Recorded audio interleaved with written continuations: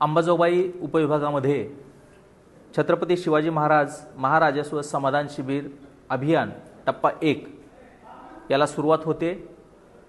मागील 18 फेब्रुवारी 2026 पासून याची पूर्वतयारी सुरू झालेली आहे। त्या अनुषंगाने अंबाजोगाई उपविभागाचे या अभियानाच्या तारखा निश्चित करण्यात आलेल्या आहेत।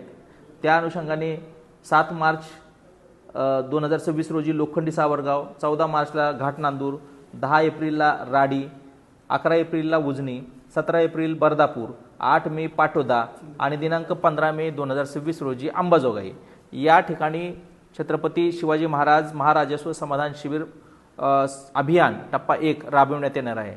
त्याच्या अनुषंगाने गावोगावी सर्व तलाठी, मंडळ अधिकारी, कृषी सहाय्यक, ग्रामसेवक, तहसीलदार, त्याचबरोबर उपविभागीय अधिकारी आम्ही गावोगावी भेट देत आहोत। गावातल्या प्रत्येक नागरिकाशी आम्ही संपर्क करत आहोत। वेगवेगळे जे लाभार्थी आहेत ज्याच्या अनुषंगाने आज रोजीपर्यंत ज्यांचे सातबारावरच्या काही नोंदी चुकलेल्या आहेत किंवा त्याच्यामध्ये काही दुरुस्ती अपेक्षा आहे, तर त्या लोकांच्या सर्व नोंदींची निर्गती या दिवशी करण्यात येणार आहे। त्याचबरोबर जिवंत सातबारा मोहीम आपण मोठ्या प्रमाणात राबवली होती, तर त्याच्या अनुषंगाने ज्यांची कोणाची प्रकरणे शिल्लक राहिलेली असतील, वारसाची असतील किंवा इतर हक्कातल्या काही नोंदींचे असतील, तर तेही आपण परिपूर्ण करणार आहेत।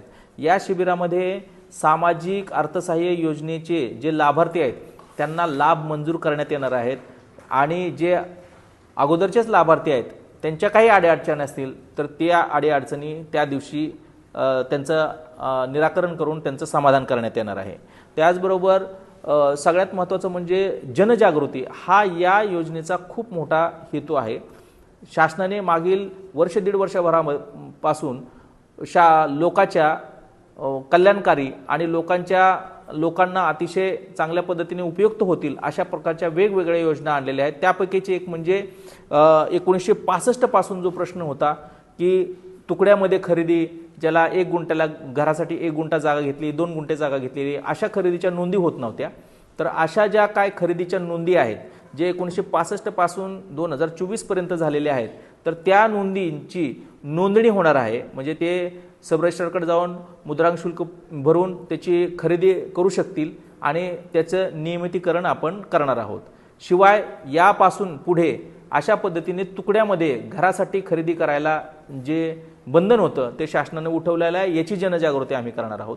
त्याचबरोबर जे बिगर शेती लोकांना करायला लागत होती, तर बिगर शेतीच्या अनुषंगाने जो शासनाने निर्णय घेतलेला आहे याच्यामध्ये 1 टाइम प्रीमियम भरून एकदाच त्याला नियोजन प्राधिकाऱ्यांकडून परवानगी घ्यायची आहे। अशा पद्धतीची ज्या काही योजना आहेत त्या सर्व योजनांची जनजागृती करणं हे या शिबिराचं महत्त्वाचा उद्देश असून घराघरामध्ये शासनाने केलेल्या निर्णयांची माहिती आम्ही देणार आहोत। त्याचबरोबर वेगवेगळ्या प्रकारचे दाखल्यांची आवश्यकता शालेय विद्यार्थ्यांना असते, शिवाय इतर लाभार्थ्यांनाही वेगवेगळ्या दाखल्यांची आवश्यकता असते। या ठिकाणी कॅम्प मोडवरती शालेय सर्व विद्यार्थ्यांना सर्व प्रकारचे दाखले या शिबिराच्या माध्यमातून उपलब्ध करून देण्यात येणार आहेत।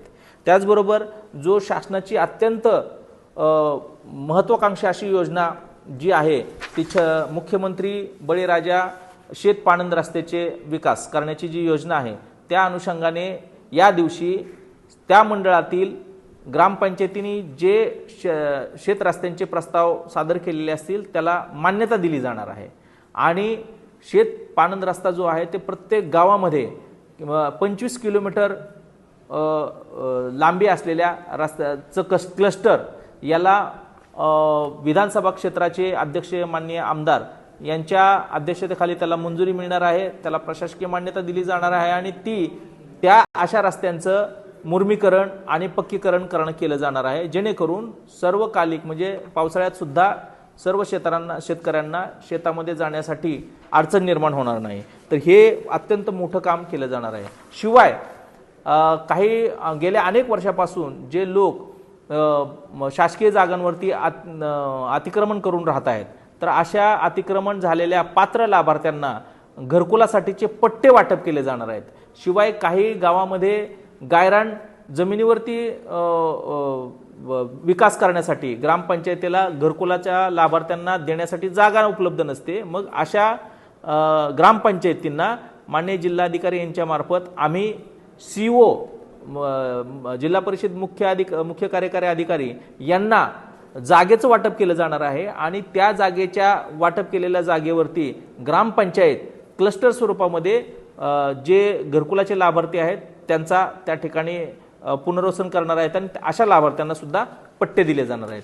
शिवाय या दिवशी शिबिरामध्ये वेगवेगळ्या प्रकारच्या ज्या काही ईज ऑफ डुईंग करण्यासाठी ज्या काही सेवा आहेत तर त्या सेवा प्रोव्हाइड केल्या जाणार आहेत.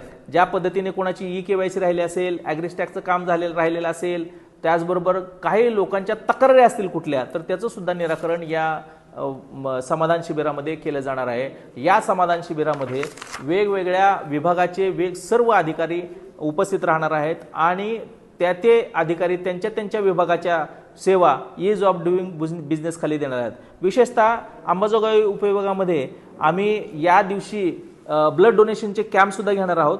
त्याचबरोबर पशुसंवर्धन विभागाकडून जे पशूंचं लसीकरण आहे, त्याचबरोबर त्यांचं टॅगिंग आहे, त्यांचे आधार कार्ड आहे, अशा पद्धतीच्या सेवा सुद्धा अनोख्या पद्धतीने उपलब्ध केल्या जाणार आहेत. त्यामुळं या समाधान शिबिराचा सर्व ग्रामस्थांनी लाभ घ्यावा. सर्व राजकीय प्रतिष्ठित नागरिक, सामाजिक प्रतिष्ठित नागरिक जसे की प्रत्येक ग्रामपंचायतीचे सदस्य असतील, त्याचबरोबर जिल्हा परिषद पंचायत समितीचे आजी माजी सदस्य असतील, गावामध्ये पत्रकार असतील, विधिज्ञ असतील, अधिकारी असतील, अशा सर्वांनी या गोष्टीसाठी पुढाकार घ्यायचा आहे आणि सर्वांनी याच्यामध्ये हिरिरीने सहभाग घ्यायचा आहे आणि या छत्रपती शिवाजी महाराजस्व समाधान शिबिर अभियान टप्पा 1 मध्ये आपण सर्वांनी उत्साहात सहभागी व्हायचंय असं मी आपल्या सर्वांना आवाहन करतो.